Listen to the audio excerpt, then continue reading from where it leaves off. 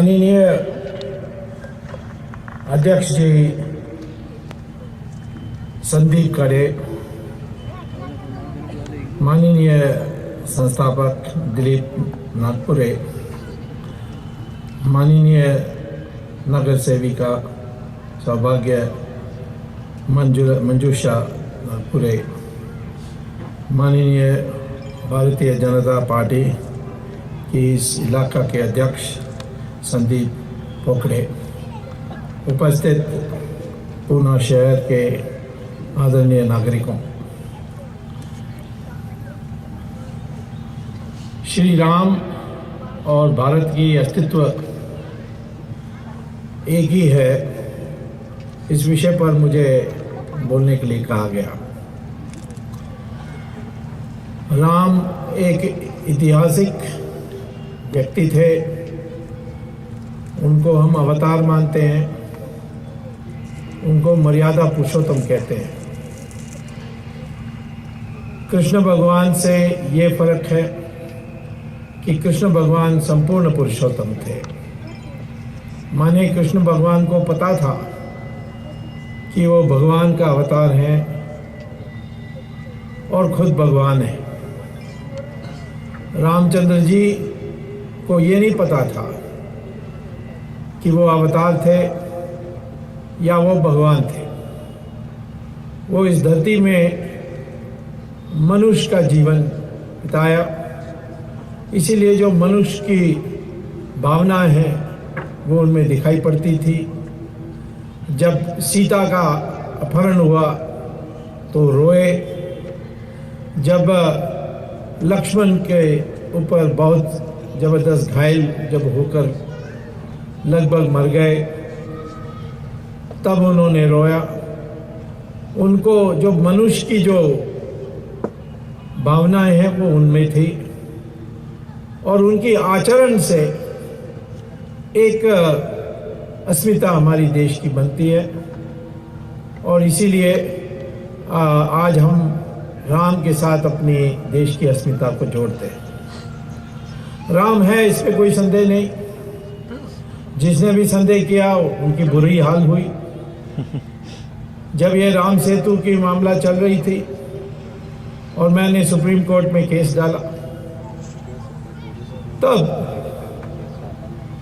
सरकार की तरफ से टी.आर. बालू उस समय शिपिंग मिनिस्टर थे, उन्होंने सोचा कि ये जाकर कहीं कोर्ट में फैसला ले जाएगा, कोई रोक लगाने के लिए उसको सरकार कोर्ट से अनुमति मिल जाए, तो उसके पहले ही राम सेतु को तोड़ दें ताकि कुछ रहेगा नहीं केस का। उस हेतु उन्होंने हॉलैंड से एक सबसे नवीन मशीन ड्रेजर जो तोड़ती है, जो खोदती है समुद्र के नीचे, उसको उन्होंने 30 करोड़ रुपए में खरीदा और उन्होंने एक दिन सुबह 6 बजे उस ड्रेजर को राम सेतु पर चलाया। और हुआ क्या कि जैसे उस ड्रेजर ने राम सेतु को छुआ, उसका 2 टुकड़ा हुआ और पानी के नीचे डूब गया। ये मैं वास्तविकता बता रहा हूँ, ये अखबारों में छपा, कई दिल्ली के अखबार में भी छपा, जैसे एशियन एज, इन अखबारों में छपा।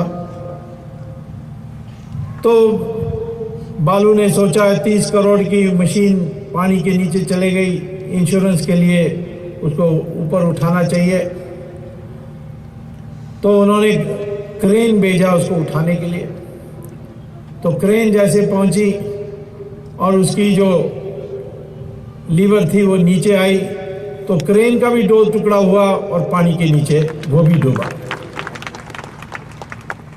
तो वहां के जो कर्मचारी थे वो घबरा गए और उन्होंने सोचा कि कोई भूत है, कोई पाप की चीज होने वाली है, इसीलिए वो भागने की स्थिति में आ गए। तब उनको समाधान करने के लिए टी.आर. बालू ने एक हवन वहां रखा और हवन में ये हमारे जो सेतु समुद्रम परियोजना के कार्यकर्ता थे, कर्मचारी थे, उनके दिल में शांति पैदा करने के लिए उन्होंने ये रखा और पूर्ण आहुति के लिए जो बगल के डिस्ट्रिक्ट थी रामनाथपुरम, उसकी जो एमएलए थे बालकृष्णन कांग्रेस पार्टी के, उनसे कहा कि आप आकर पूर्ण आहुति करिए, मैं तो नहीं कर सकता, मैं डीएमके का हूँ, मुझे तो भगवान में कोई विश्वास नहीं है, तो आप आकर करिए। तो पूर्ण आहुति के लिए आए एमएलए, उन्होंने पूर्ण आहुति की और फिर बैठ के अपनी गाड़ी में घर लौटे। रास्ते में उसकी गाड़ी के एक्सीडेंट हो गए, वो भी मर गए उस समय। उसके बाद किसी को हिम्मत नहीं आई राम सेतु को छूने के लिए। तो इसके इस चमत्कार को क्या कहते हैं हम? मैं तो समझता हूं कि इसी तरीके से संकेत मिलते रहता है कि इस देश की देखभाल, उन वीरों का देखभाल रामचंद्र जी कर रहे हैं, भले आज वो धरती में नहीं है। इसी की चुनौती देने वाले विदेशी ताकतें आज हमारे देश में राम है ही नहीं कहते हैं। वास्तव में राम के बारे महात्मा गांधी ने 1940 में हरिजन में लिखा कि जब हमारी स्वाधीन देश बनेगी, जब हमारी एक स्वतंत्र सरकार बनेगी, उसको राम राज्य को अपनाना चाहिए। तो ये राम राज्य क्या है? ये राम राज्य, राम की जो संचालन थी, राम की जो गुण थी, उसके आधार पर सरकार को चलानी चाहिए, ये है। इस पर कोई खास अभी अनुसंधान नहीं हुआ, शोध नहीं हुआ, तो बहुत कुछ पुस्तकों में मिलता नहीं है। परंतु मैं ये कहूँगा कि जब आप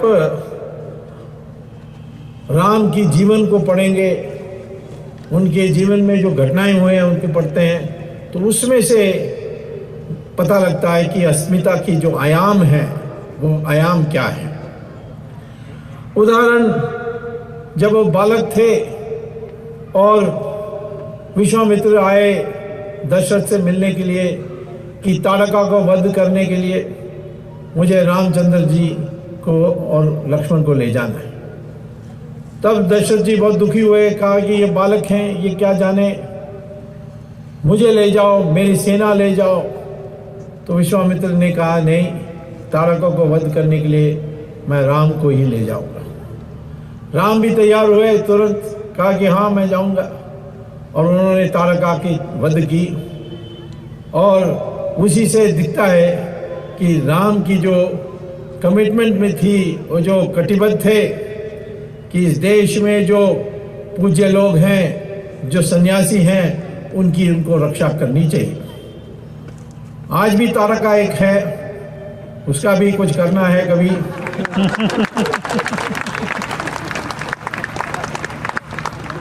तो रामचंद्र जी से ये एक प्रेरणा लेनी चाहिए कि उन्होंने अपने कर्तव्य पालन करने में कभी हिचकिचाया नहीं।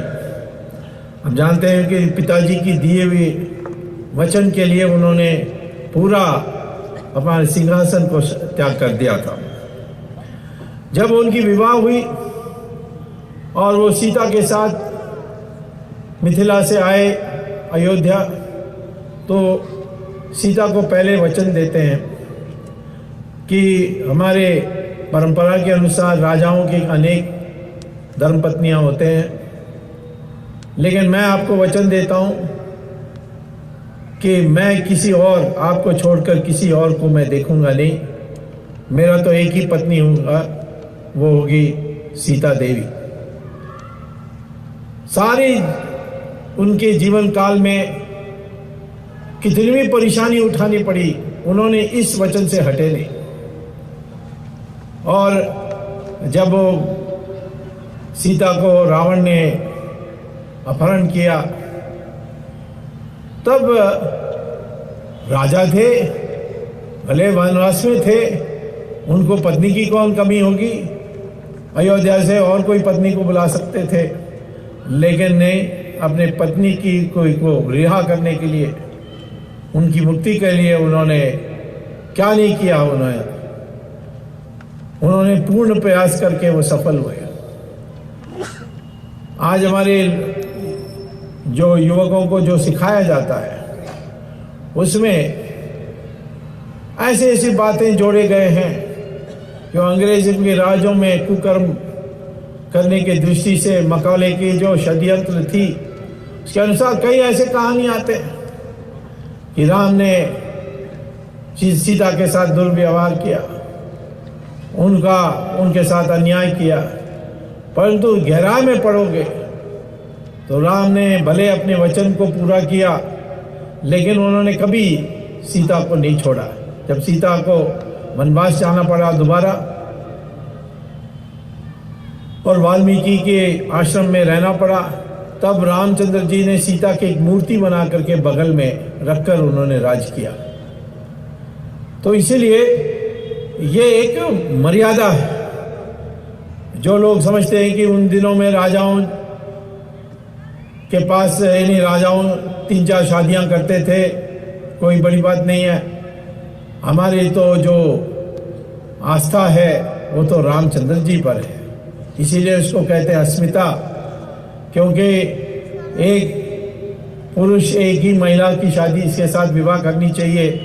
ये रामचंद्र जी के व्यवहार से, जीवन से हमें पता लगता है। उसको हमें नकल करने की आवश्यकता है, इधर उधर देखने की जरूरत नहीं। मर्यादा पुरुषोत्तम के माने जो राम करते थे वही मर्यादा था, उस मर्यादा का हमें पालन करना है। इसी प्रकार से रामचंद्र जी ने रामायण पढ़ने से पता लगता है कि कई ऐसे नियम सिखाए जिसमें राजतंत्र की उपयोग होती है। जब उन्होंने बाली को वध किया पेड़ के पीछे छुपकर और सुग्रीव पर माला पहनाकर, तो मरते मरते बाली ने कहा, हे क्षत्रिय पुत्र, तुमने क्या कायरता दिखाई। आमने सामने आते, हम लड़ते, परंतु आप कायर जैसे पेड़ के पीछे छिपकर मुझे ऐसे मारे। कहाँ है आपकी नैतिकता। तब रामचंद्र जी कहते हैं, दो नैतिक व्यक्तियों के बीच में नैतिकता होती है। जिसने दूसरे के बीवी को चोरी की वो मुझे नैतिकता का भाषण नहीं दे सकता है, तुम काबिल नहीं है नैतिकता के। इसी प्रकार से एक बार लक्ष्मण उनको पूछते हैं कि आखिर में कुछ भी कहें, बाली ने जरूर सुग्रीव की बीवी को चोरी की थी, उठा के ले गए थे, लेकिन व्यक्ति की दृष्टि से वो ये ऐश और आराम करने वाले सुग्रीव से तो अच्छे थे, तो आपने उनको क्यों पसंद किया सुग्रीव को और बाली को क्यों नहीं। तब उन्होंने कहा कि ये आवश्यकता है, क्योंकि बाली ने रावण के साथ संधि एक की है कि जब भी रावण के साथ कुछ तकलीफ आएगी, कोई आक्रमण आएगा, तो बाली का सेना रावण की मदद में जाएगा। ये संधि थी उनकी, और इसीलिए उन्होंने कहा कि मुझे तो लंका जाना है, सीता को रिहा करना है, सीता को मुक्त कराना है, मुझे तो सेना चाहिए। तो सेना मुझे बाली से नहीं मिलने वाली है, इसीलिए बाली को वध करना है और सुग्रीव को बैठाना है और सुग्रीव से सेना लेकर के हमें लंका जाना है। इसीलिए हमारी रणनीति इस तरह से बनी है। कितनी सुंदर बात कि उनके दिमाग इतनी स्पष्ट थी। हमें भी ऐसे ही सोचना चाहिए। हमारे देश में हम आज नीति बनाते समय ऐसे कभी सोचते नहीं है कि हमारी कौन सा हमारे लक्ष्य है, किसके लिए हमें करना चाहिए। भाषण देने से, शांति शांति कहने से नहीं होगा। तो इसीलिए ये आपको दिखाई पड़ती है। उस समय लक्ष्मण कहते हैं कि भाई भरत हैं आपके, जिनके लिए आपने गद्दी दे दी, उनसे कहिए सेना भेजने के लिए अयोध्या से। ये वानर को रख के, हम वानर सेना रख के क्या करेंगे। तब रामचंद्र जी कहते हैं, देखो ये सारा देश एक है, वहां से आएगा अयोध्या से सेना, तो यहाँ उनका देखभाल करने के लिए, उनको खाने की व्यवस्था करने के लिए सबको यहाँ के जो स्थानीय लोग हैं उनको परेशान होंगे, उनको करना पड़ेगा। और वो क्या सोचेंगे कि राम हमारे पर विश्वास नहीं करते।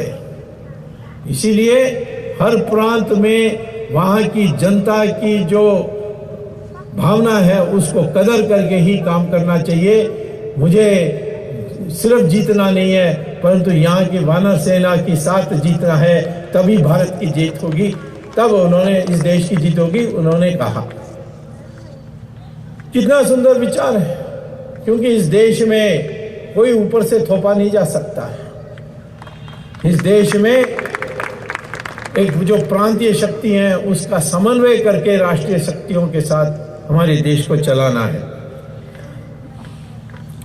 आखिर में जब जीत होने के बाद लक्ष्मण कहते हैं रामचंद्र जी को, सीता तो यही है लंका में, इतना सुंदर देश है ये, हमें अयोध्या जाने के लिए क्या जरूरत है। पता नहीं वहाँ भरत का दिमाग कैसा बना है, गद्दी में बैठने के बाद खराब हो गया, पता नहीं। तो इसी देश में रहे, यही राजा बने। तब रामचंद्र जी ने कहा, कितना भी सुंदर दूसरा देश हो, परंतु मातृभूमि से कोई देश ज्यादा सुंदर हो नहीं सकता।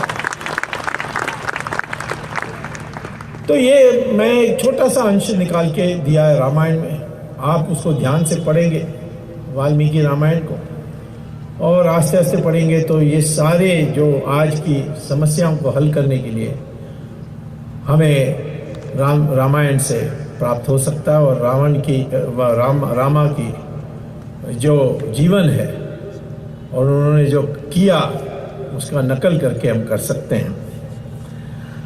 आज हमारे देश में रामचंद्र जी की बुराई करने वाले लोगों का संख्या बढ़ते जा रही है, क्योंकि विदेश से कुछ फॉरेन क्रिश्चियन मिशनरीज आ रहे हैं। देश में आतंकवादियों के लोग हैं। कई एक समय पर आतंकवादियों ने राम मंदिर को भी तोड़ने के लिए प्रयास किया। वहाँ अयोध्या में जाकर बम विस्फोट करने की कोशिश की, बट विफल हो गए। रामचंद्र जी वहाँ भी रक्षा में खड़े हुए थे। करुणानिधि जैसे राजनीतिज्ञ भी राम की बुराई करते रहते हैं। पहले तो करुणानिधि रावण का पूजा करता था।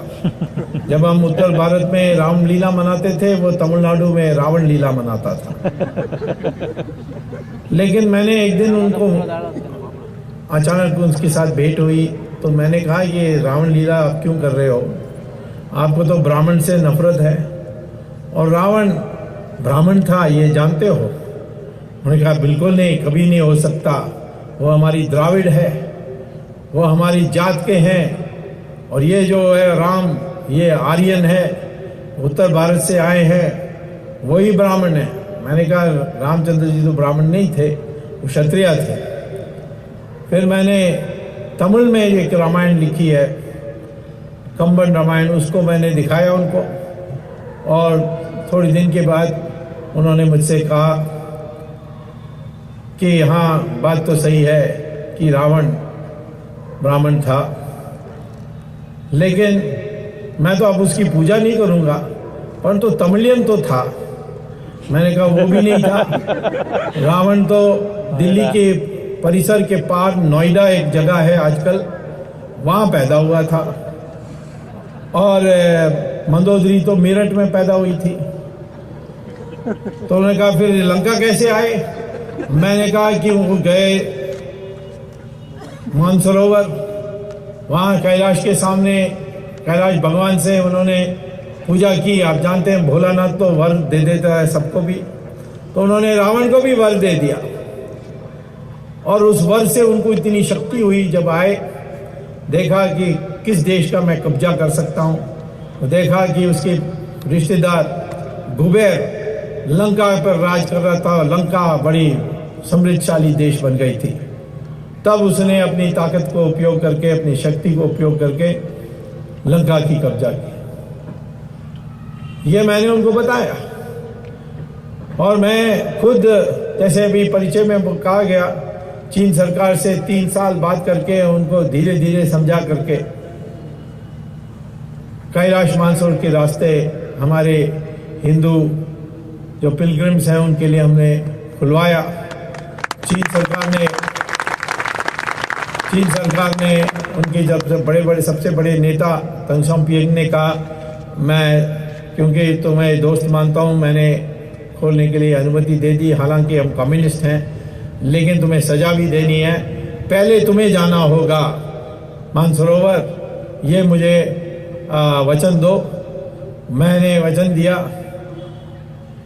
पहला मैं गया अगस्त 1981 में। बड़ी मुश्किल थी, हमें तो 20,000 फुट तक पैदल जाना पड़ा। पैदल के लिए 2 हफ्ते लगे। वहाँ जब हम मानसरोवर पहुँचने के रास्ते में जा रहे थे तो मैंने एक बहुत बड़ा तालाब देखा, एक बहुत बड़ा सरोवर देखा। तो मैंने सोचा यही मानसरोवर है। तो मुझे वहाँ चीन के जो सरकार की तरफ से गाइड आए थे, उन्होंने कहा कि ये नहीं है, वो ये मानसरोवर नहीं है। मैंने कहा इसका नाम क्या है? तो उन्होंने कहा इसका नाम है रावण हरंगा। तो मैंने कहा रावण क्या है? इसे जो कोई इंडिया से आया था उसका नाम है। तो मैंने कहा ये हरंगा क्या है? तो हरंगा तिब्बत में सरोवर को हरंगा कहते हैं। तो मैंने कहा बहुत अच्छा, मानसरोवर आगे है तो पहले यहाँ भी थोड़ा स्नान करके जाता हूँ। तो कहा नहीं, उसमें पानी में स्नान नहीं करना है, क्यों होगा तो पूरा बदन में आपका खुजली हो जाएगा, एक्जिमा हो जाएगा। तो मैंने कहा ठीक है, अच्छा थोड़ा पानी को तो मैं तीर्थ के रूप में लूँ। उन्होंने कहा लोगे तो मर जाओगे, इतनी उसमें जहर है। तो फिर मैंने खाली बोतल से पानी भर के और मैंने संकल्प किया कि जब मैं वापस जाऊंगा मद्रास, करुणानिधि को बोतल दूंगा कि पढ़ के इसको पी करके अपना निष्ठा को निभाइए। तो ये देखिए, अपने रामचंद्र जी जुड़े हुए इतनी कहानियां। रामचंद्र जी की बुराई करते करते एक दिन जब मैं पार्लियामेंट में मैंने सुप्रीम कोर्ट में एक दिन कहा कि ये राम सेतु, तो करुणानिधि बाहर मद्रास में चिढ़ गए। उन्होंने बयान दिया ये कौन स्वामी होता है इसको राम सेतु कहने के लिए, इसका नाम तो आदम्स ब्रिज है, ये कौन राम ने बनाया? कौन सी इंजीनियरिंग कॉलेज में उसको डिग्री मिली? तब दूसरे दिन करुणानिधि बीमार हो गए। मैं नहीं कहता हूं कि उन्होंने राम की बुराई की इसलिए बीमार हो गए, परंतु उनकी हॉस्पिटल में उनको दाखिल करना पड़ा। और जिस हॉस्पिटल में उनकी प्रवेश हुई उसका नाम था रामचंद्र मेडिकल हॉस्पिटल। तो मैंने चिट्ठी लिखकर कहा कम से कम MBBS तो है रामचंद्र जी को।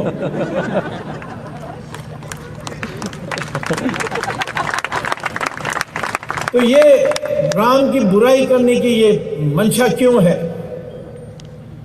क्योंकि वो प्रतीक है। उनके आचरण की हम नकल करें, उनके मूल्यों को हम नकल करें, उनकी कहनी हुई बातों पर करें, उन्होंने जो किया उस पर नकल करें, तो हिंदुस्तान एक विराट देश बन जाएगा। उस विराट देश ना बनना चाहिए, एक हीन भावना हमने में रहनी चाहिए। इसीलिए ये सारा बुराई होते जाए। दिल्ली यूनिवर्सिटी में एक पुस्तक प्रिस्क्राइब हुआ था, रिक्वायर्ड रीडिंग, कंपल्सरी रीडिंग, कोई अमेरिका में एक इंडियन प्रोफेसर ने लिखी थी, अब तो कोर्ट के जरिए उसको हटा दिया है, लेकिन उसमें कहा कि रामचंद्र जी मिथ्या है और सीता देवी जब रावण की नाक से पैदा हुई, ये कैसे कह सकते हैं? परंतु ये टेक्स्ट बुक में लिखा हुआ था। ये सारी जो है ये है कि हमारी जो इतिहास है उसको खराब करने के लिए।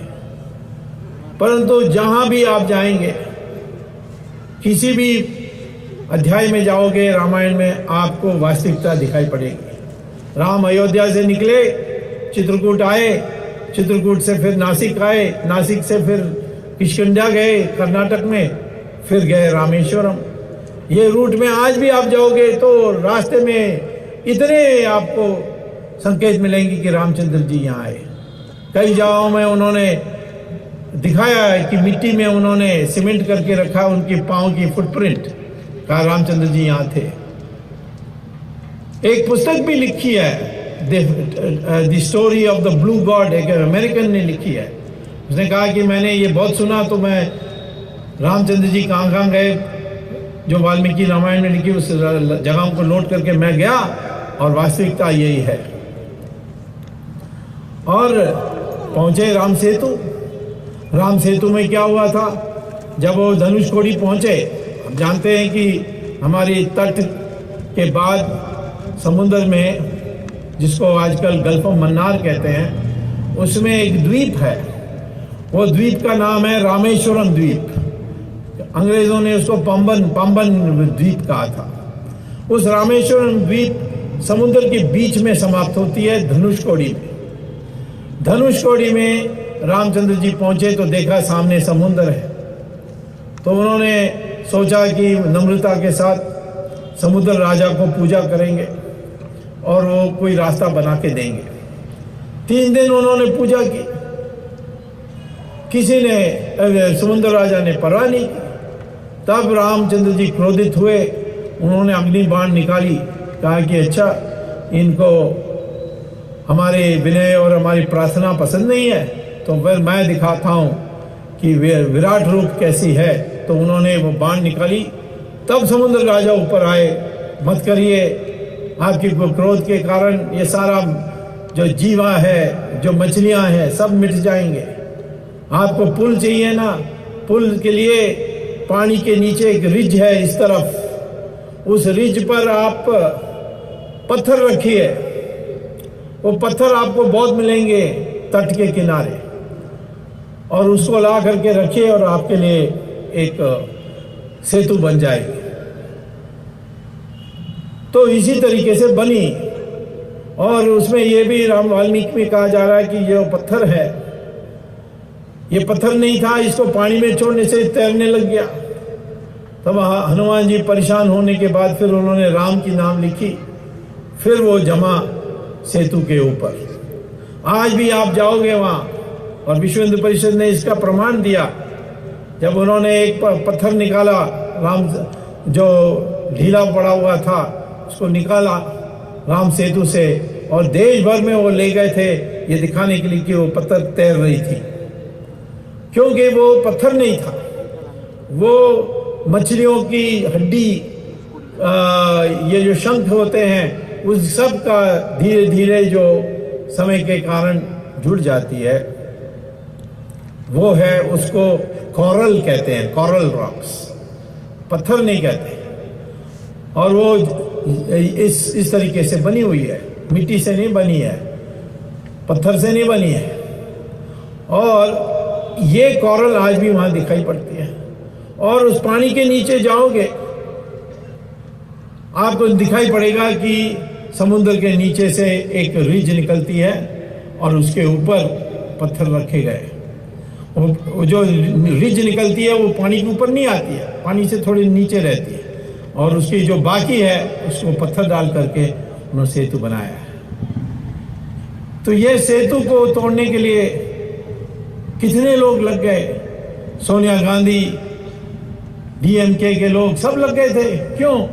कि प्रतीक है, असेतु हिमाचलम, ये हमारी पहचान होती थी, सेतु से हिमालय तक। तो ये हमारे देश की प्रतीक को खराब करने के लिए करुणानिधि ने भी कहा था एक बार एक मुस्लिम डेलीगेशन को कि बीजेपी ने, आरएसएस ने, विश्व हिंदू परिषद ने बाबरी मस्जिद तोड़ा ना, मैं आपके लिए राम सेतु तोड़ के दूंगा। अब तो कोई टूटा है तो राम, करुणानिधि टूटा है, राम सेतु तो वही है। कोर्ट ने मुझे स्टे ऑर्डर दी है, और अब डॉक्टर पचौरी की कमेटी की रिपोर्ट भी आ गई है। उसने कहा कि ये सारा बर्बाद हो जाएगा, हमारे सारे पानी दूषित हो जाएंगे यदि ये प्रोजेक्ट को क्रियान्वित करेंगे। तो आगे दिनों में हो सकता है, मई में, हो सकता है जुलाई में, आपको सुप्रीम कोर्ट से फैसला मिलेगी कि सेतु समुद्रम प्रोजेक्ट रद्द हो गई है और राम सेतु को राष्ट्रीय धरोहर घोषित हो जाएगा।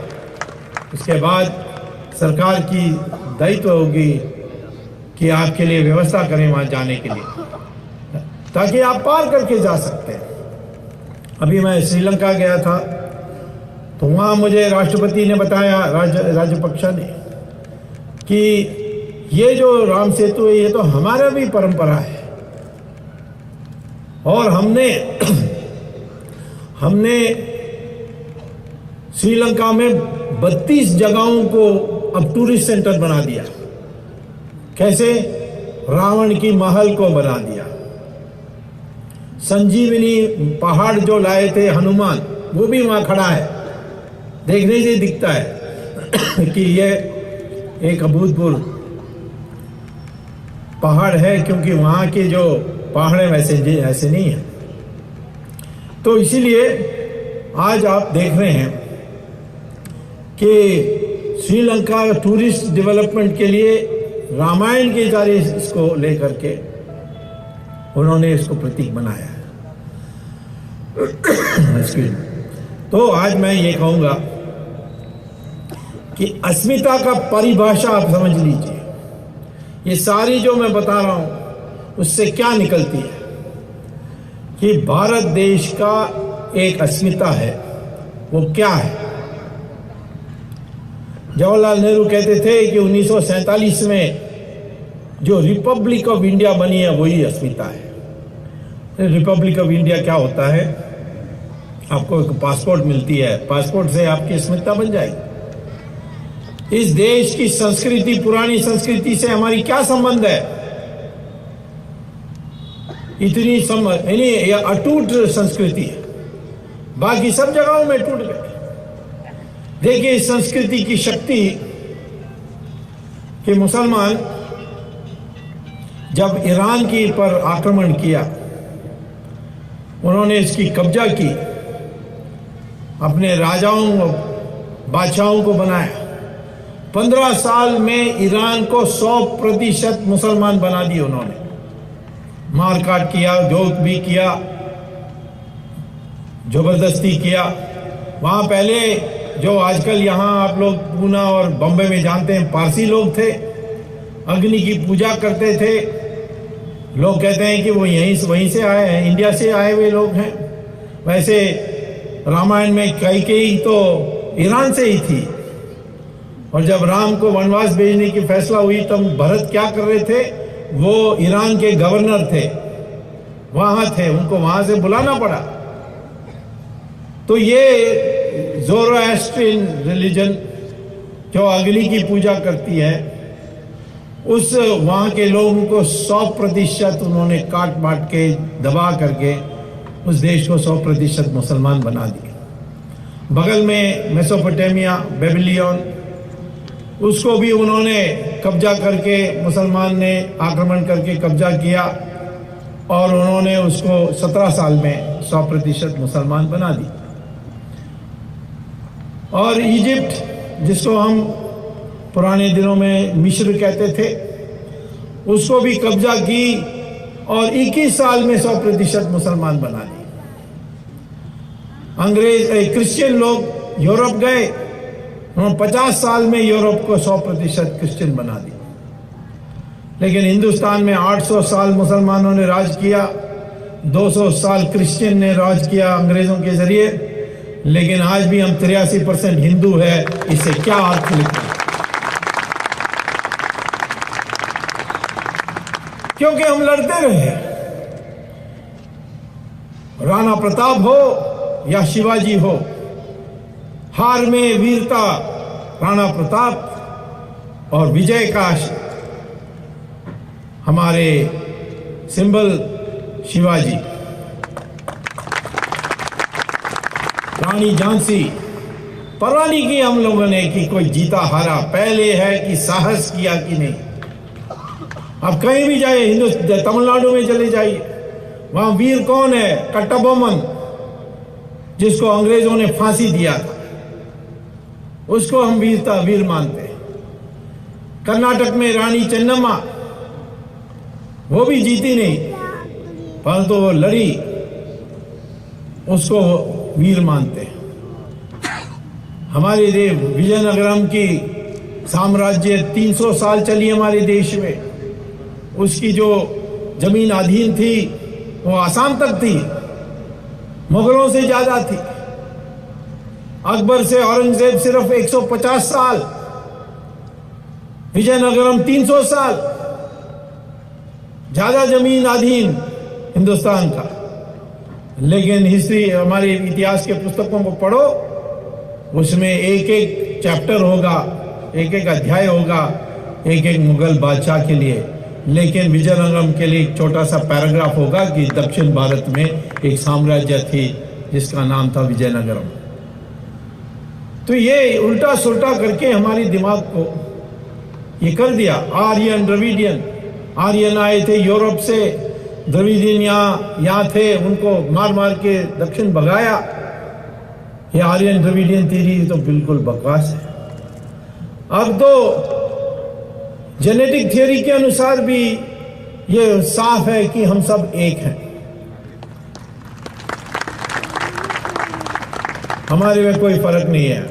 हम मराठी हो या उत्तर प्रदेशी हो या कश्मीरी हो और मद्रासी हो, हम सब एक हैं। हम तमिल हो, हम सिनाला हो, हम एक ही डीएनए के हैं। सिनाला आए थे बंगाल और उड़ीसा से, और तमिल लोग यहाँ से गए थे, तमिलनाडु से। कोई फर्क नहीं, हम एक ही देश हैं। तो इसीलिए आज हमें ये अपने जब अस्मिता की बात करते हैं कि हम एक हैं, इसको हमें सोचना चाहिए। बटे हुए हैं वर्णा में, बटे हुए हैं जाति में। क्यों? वरना तो कभी जन्म से नहीं था। ऋषि भृगु ने बहुत स्पष्ट कर दिया था कि वरना जो है वो एक सत्ता की विकेंद्रीकरण है, क्योंकि उन्होंने कहा कि सत्ता के 4 आयाम हैं, विद्या या ज्ञान, शस्त्र, धन और जमीन। और ये चारों को ऐसा बांट देना चाहिए कि किसी के पास एक से ज्यादा नहीं होना चाहिए। और इसीलिए जिसके पास ज्ञान है उसके पास हथियार नहीं होंगे, शस्त्र नहीं होंगे, उसके पास धन नहीं होगा, उसके पास जमीन नहीं होगा। और इसी प्रकार से जो क्षत्रिय हैं उनके पास शस्त्र होगा, लेकिन नीति बनाने के लिए जो ज्ञानी हैं उनके पास जाकर के उनके पांव धो करके उनसे नमस्कार करके उनसे यह ज्ञान मांगनी चाहिए।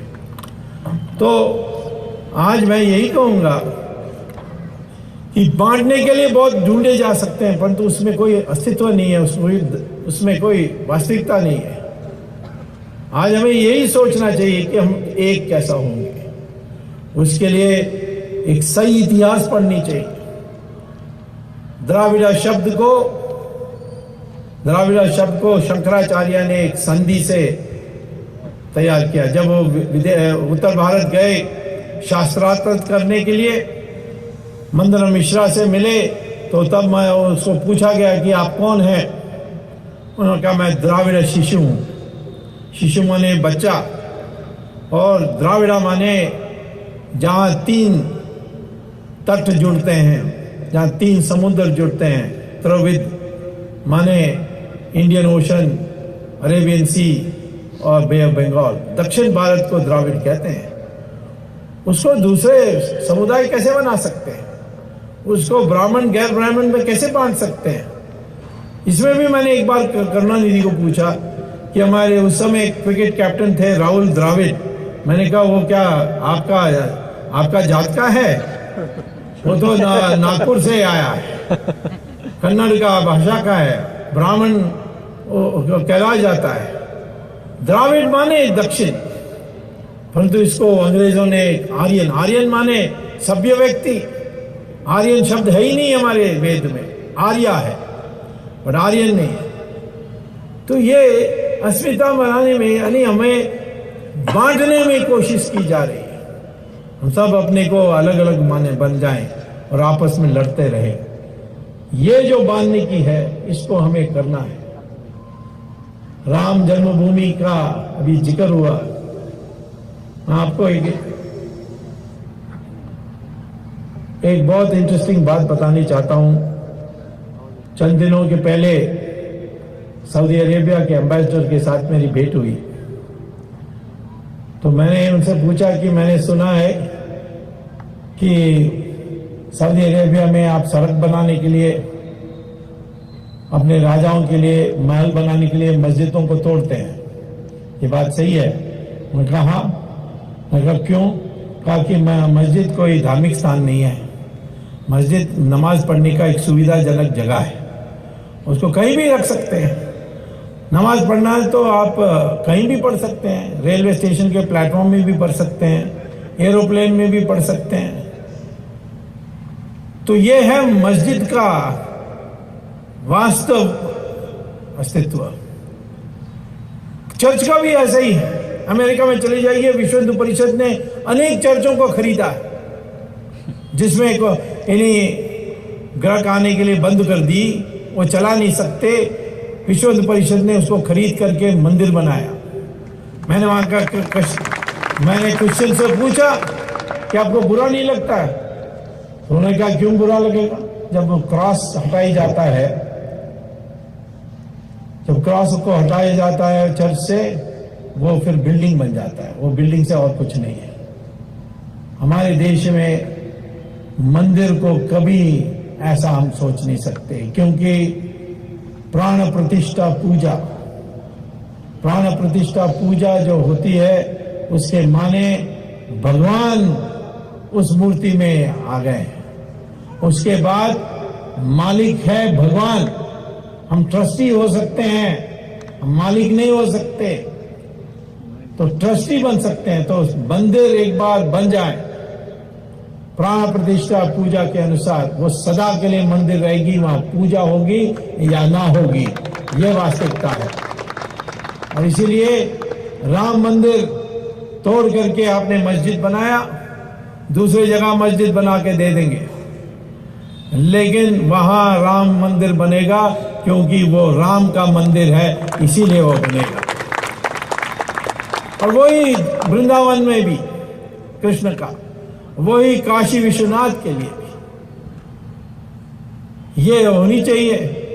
एक सही विराट हिंदू की सरकार बनेगी तो ये सरकार कर सकती है। मैं नहीं कहता हूं कि हम अपने हाथ में हथौड़ा यानी हथियार लेकर के किसी मस्जिद को जाके तोड़े, मैं ऐसा नहीं कह रहा हूं।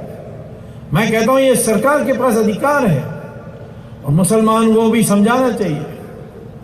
मैं तो कहता हूं मुसलमानों को कि हम आपको अपने परिवार के साथ जोड़ सकते हैं, यदि आप ये मान लें कि आपका पूर्वज हिंदू है, और मैं ये इसको मैं डीएनए से सिद्ध कर सकता हूं। किसी मुसलमान का खून दीजिए, या खून की जरूरत नहीं है, बाल का भी सैंपल दीजिए, मैं दिखा देता हूं कि उसका डीएनए वही है जो हिंदू का है। तो क्यों शर्म आनी चाहिए ये स्वीकार करने के लिए कि मेरा पूर्वज हिंदू है? पद्धति बढ़ जाए, बदल जाए, उपासना पद्धति बढ़ जाए, बदल जाए, लेकिन संस्कृति तो नहीं बदलती। मुसलमान ने जो भी योगदान दिया ठीक है, परंतु आखिर में इस देश का मूल धारा तो हिंदू ही रहेगा। गंगा में इतने नदियां जुड़ते हैं, परंतु नाम तो गंगा ही रहता है, उसका नाम तो बदलता नहीं है। यह है अस्मिता हमारी, और इस अस्मिता को कैसे और शक्तिशाली की जाए, कैसे और उसकी आधार को मजबूत की जाए, इस पर सोचना चाहिए। इसीलिए मैं कई बार कहता हूं कि आपको समझना चाहिए आपकी शत्रु कैसे है। मैं मुसलमान का बुराई कभी नहीं करूंगा, क्योंकि उनकी प्रशंसा करूंगा कि उनका दिमाग साफ है। ये हिंदू का दिमाग जो है वो थोड़ा कंफ्यूज्ड है, उलझन में है। जिस दिन हिंदू का दिमाग ठीक हो जाएगा, मुसलमान भी ठीक हो जाएगा। वो मोहम्मद ने उनको सिखाया है। जहां वो मेजॉरिटी में है, मुसलमान किसी को बख्शेगा नहीं। वहां सऊदी अरेबिया में मंदिर बनाने देंगे? नहीं बनाने देंगे। दिवाली मनाने देंगे? नहीं बनाने देंगे। घर के अंदर सत्यनारायण पूजा करने देंगे? नहीं देंगे। पॉकेट में रामचंद्र जी का फोटो रख के नौकरी में जा सकते हो? नहीं जा सकते हो, और सजा मिलेगी करोगे। उनका दिमाग साफ है। यहाँ इस्लाम और कुछ नहीं, ना चर्च होगा ना मंदिर होगा। इसी प्रकार से जहां मुसलमान मेजॉरिटी में नहीं है, परंतु जो मेजॉरिटी में है वो तगड़े हैं, तो मुसलमान कुछ भी मानने के लिए तैयार है। ऑस्ट्रेलिया में यूनिफॉर्म सिविल कोड है, कोई मुसलमान विरोध करता है? एक बार एक मुल्ला ने विरोध किया, कहा कि नहीं, ये यूनिफॉर्म सिविल कोड हमारे लिए ठीक नहीं है। तो वहाँ का प्राइम मिनिस्टर ने कहा कि आपको यूनिफॉर्म सिविल कोड पसंद नहीं है तो फिर दूसरा देश जाओ, यहाँ तो यही मिलेगा और कुछ नहीं मिलेगा। दूसरा दिन और सारे मुसलमानों के संगठन ने बयान दिया कि ये मुल्ला पागल है, हमें तो यूनिफॉर्म सिविल कोड बहुत पसंद है। अमेरिका में यूनिफॉर्म सिविल कोड है, वहां भी मुसलमान नहीं विरोध करते, परंतु हिंदुस्तान में विरोध करते हैं। क्यों? क्योंकि हम लोग पिलपिला है, रसगुल्ला है, हमारे ठोस नहीं है, विराट नहीं है। हमारी इस बात को साफ रखने के लिए हमें हिम्मत नहीं है, हमें हीन भावना है, और ये हीन भावना आ जाती है। मैंने कई जगहों में लोगों से कहा है कि ना हमारी संख्या ना हमारी शक्ति से ये देश बनेगी, हमारी देश की मंशा, हमारी जनता की मंशा, हमारे लोगों की मंशा से बनेगी। एक विराट हिंदू खड़ा होगा तो इस देश की मंशा बनेगी, नहीं तो 1000 बकरी एक जगह में खड़ी है, संख्या तो बकरी के पास होगी जब एक शेर आएगा, लेकिन एक शेर को देखकर सारी बकरी भागेंगे क्योंकि उनकी मंशा वैसी है। सर्कस के अंदर तगड़े सिंह होंगे और एक दुबला पतला रिंग मास्टर अंदर आकर के उस सिंह को कहेगा ऊपर चढ़ो, पांचों पांच ऊपर चढ़ेंगे मेज के ऊपर। एक एक के पास इतनी ताकत है कि वो उस रिंग मास्टर को खत्म कर सकता है, परंतु नहीं करता है क्योंकि उसको जब वो छोटा था, वो सिंह उस समय से इसको तैयार की गई है कि आज्ञा मानना है, तो आज्ञा मानना वो स्वाभाविक समझता, अपनी ताकत नहीं जानता है। मुझे ये जब लोग पूछते हैं कि मनमोहन सिंह सोनिया का इतनी बात क्यों सुनता है, प्रधानमंत्री के पद में बैठा इतनी बड़ी शक्ति है, मैं कहता हूं वो भी सर्कस का सिंह है, आज्ञा मानना ही जानता है। तो मैं यही कहता हूं कि आज बनना है तो एक विराट हिंदुस्तानी बनना है। मैं तो कहता हूं मुस्लिम क्रिश्चियन दोनों को अपने साथ पारिवारिक रिश्ता रखने के लिए तैयार है, यदि ये मान ले कि उनका पूर्वज हिंदू है। क्रिश्चियन तो मानने के लिए तैयार है। मुल्ला मस्जिदों में बैठे मुल्ला लोग, उनको डर है कि एक दिन मुसलमान ये मान लेगा तो इतनी निकटता हो जाएगी कि वो कल धर्म बदल देगा, वो हिंदू बन जाएगा। तो इसीलिए उनको अकेला रखने के लिए वो कहते हैं नहीं, आपका रिश्ता है इंटरनेशनल इस्लामिक मूवमेंट। परंतु हमारी परीक्षा आने वाली है, हमें तैयार आज से ही होना है, क्योंकि पाकिस्तान में मैं बता रहा हूं कि 1 साल 1.5 साल के अंदर तालिबान की सरकार बनेगी। पाकिस्तान में बनेगी तो अफगानिस्तान में बनेगी, अमेरिका वहां से निकल जाएगी। वो कहते हैं, वो कहेंगे जाओ जाओ जन्म में जाओ, हमें क्या है, हमने जितना त्याग करना कर दिया है। लेकिन असर होगा हमारे ऊपर। मैं आज कहता हूं कि आप तालिबान की जो लिखी हुई पुस्तकों को पढ़ना चाहिए। क्या लिखा है कि हिंदुस्तान अधूरा इस्लामिक इतिहास है। क्यों? क्योंकि बाकी जगहों में हमने 100% मुसलमान बनाई, इस देश में नहीं बना सके, इसको पूरा करना है। जहां भी हिंदुस्तान के अंदर मुसलमान मेजॉरिटी में है और सरकार में है, देखो हिंदुओं की हाल क्या है। कश्मीर में 5 लाख कश्मीरी पंडितों को बाहर भेज दिया है और वो कैंप में है, वापस नहीं जा सकते। हमारी सरकार भी हताश होकर बैठी है। छोटी छोटी जगहों में देख सकते हैं आप, जाकर केरल में मल्लापुरम में देखो, तमिलनाडु में एक छोटा, तमिलनाडु में कुल मिलाकर के मुसलमान 5% है, परंतु जहाँ भी टाउन पंचायत में वो मेजॉरिटी में है, उनका दिमाग दूसरा है। तो इसीलिए आज हमें संगठित होना है। मुस्लिम तुष्टीकरण कहने से क्या फायदा है? वो संगठित होकर वोट डालते हैं, तो हमारे नेता भी चापलूस होकर के उनके पीछे भागते हैं। एक बात दिखा दो हिंदू कि हम इकट्ठा वोट डालेंगे जो हिंदुत्व के लिए बोलेगा, कल इतिहास बदल जाएगी हमारे देश के। मैं नहीं चाहता हूं सब हिंदू वोट डाले। हम तो 83% है, 40% डालेंगे तो 2/3 मेजॉरिटी पार्लियामेंट में मिल जाएगी। 40% ही डाले, आधा हिंदू, हिंदुस्तान के जो हिंदू हैं उनमें से आधा लोग हमारे एक पार्टी को दे दे जो हिंदुत्व के लिए साफ साफ बोलने के लिए तैयार हो, और मैं कहता हूं कि इतिहास बदल जाएगी। सब चीजों के लिए बड़ी आसानी से कर सकते हैं यदि सरकार अपने हाथ में होगी। 370 धारा को हटाना चाहिए, उसके लिए पार्लियामेंट की वोट की जरूरत नहीं है। घर में जाकर कॉन्स्टिट्यूशन है पढ़िए, 370 लिखा है कि राष्ट्रपति की नोटिफिकेशन से हट सकती है। एक धारा है सिर्फ कॉन्स्टिट्यूशन में जिसके लिए पार्लियामेंट की वोट की आवश्यकता नहीं है, उसको रद्द करने के लिए, उसको मिटाने के लिए, वो है 370 धारा।